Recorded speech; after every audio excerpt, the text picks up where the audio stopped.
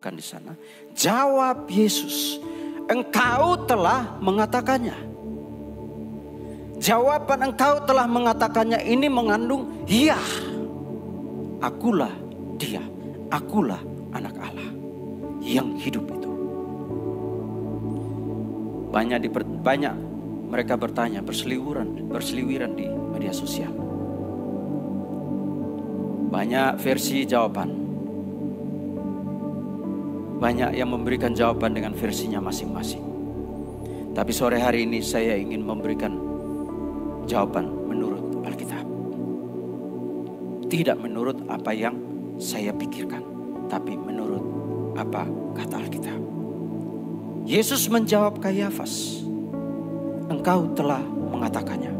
Engkau sendiri sudah mengatakannya bahwa akulah dia, akulah anak Allah itu.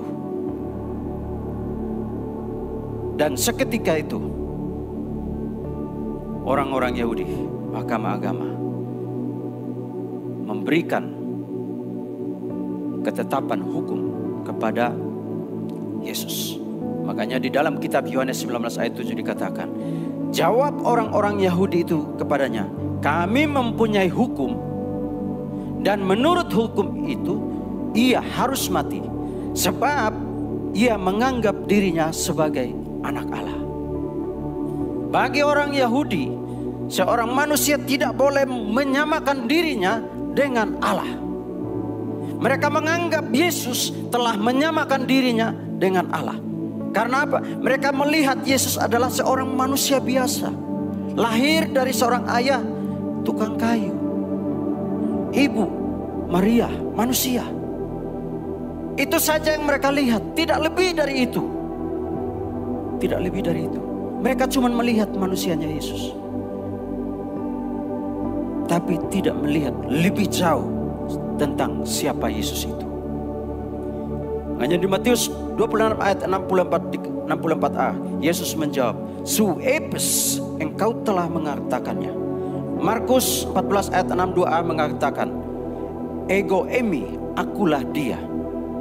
Dan Lukas 22 ayat 70b mengatakan di sana, kamu sendiri mengatakannya, hoti ego emi, bahwa akulah anak Allah. Ketiga penulis Injil sinoptis ini mencatat dengan kalimat yang bervariasi. Tetapi ketiga penulis ini memiliki maksud yang sama, bahwa Yesus dalam persidangan itu harus menjawab pertanyaan dari imam besar Kayafas. Dan jawaban Yesus adalah dengan tegas, engkau telah mengatakannya. Dan ya, akulah dia, akulah anak Allah. Ketika Yesus mengatakan itu, mereka berkata di Yohanes tadi, kami punya hukum. Dan menurut hukum itu, ia harus mati.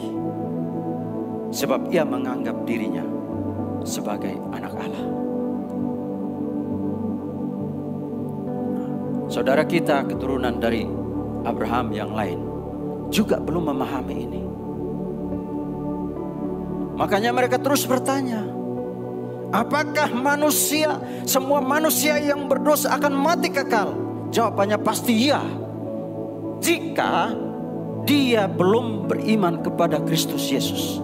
Tetapi ketika dia mengambil keputusan beriman kepada Kristus, secara otomatis dia memperoleh hidup yang kekal.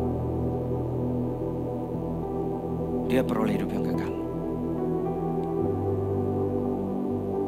Ya, tapi sampai hari ini Tuhan tetap memberi kesempatan bagi umat manusia. Bagi siapa saja. Bagi siapa saja. Bapak Ibu, 3 hari atau 4 hari lalu, di salah satu media sosial saya di komen oleh seseorang. Dia bilang begini, saya rindu sekali mengenal Yesus. Lalu bagaimana caranya saya dapat mengenal Yesus? Apakah saya yang bukan beragama Kristen boleh punya kerinduan untuk mengenal Yesus? Saya sampai hari ini masih saya screenshot dan saya taruh di handphone saya sebagai sebuah pertanyaan bagi diri saya. Dan sebuah dorongan bagi diri saya untuk memberikan jawaban. Saya coba untuk balas, karena di salah satu platform media sosial itu, ketika kita balas dan mencantumkan nomor handphone, itu tidak bisa terkirim. Gak bisa terkirim. Jadi kemudian saya inbox dan mendapatkan respon. Dan dia minta untuk dituntun. Nanti saya akan tunjukkan WA-nya. Nah ini, satu hal penting bagi kita orang percaya adalah sebuah kerinduan bahwa orang lain juga punya hak untuk menerima keselamatan itu. Ketika kita punya kerinduan bahwa orang lain harus punya kerinduan juga untuk selamat, maka Tuhan akan mengirimkan orang-orang yang rindu untuk mencari Dia. Tuhan akan mengirimnya. Entah dia ada di mana. Karena kita punya media sosial. Nah, media sosial itu mari kita isi dengan hal-hal yang positif. Hal-hal yang berkaitan dengan kebenaran firman Tuhan. Sehingga orang lain yang membaca media sosial kita melihat bahwa ada Kristus di dalam kehidupan kita. Dan mereka memiliki kerinduan untuk mencari Yesus.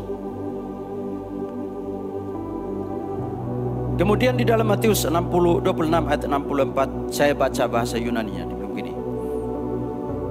Plen lego humin, tetapi aku mengatakan kepada kalian.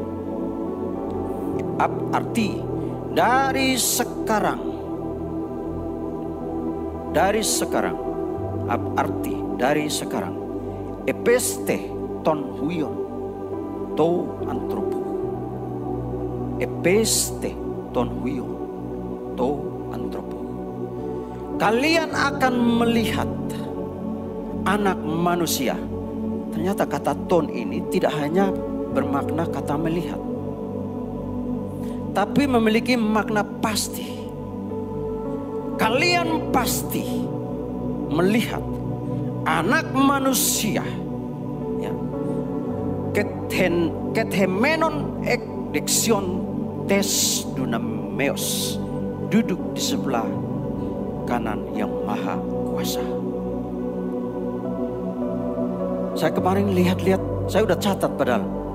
Tapi tadi pagi waktu saya buka lagi bahasa Yunaninya, kata ton ini tidak hanya bermakna melihat.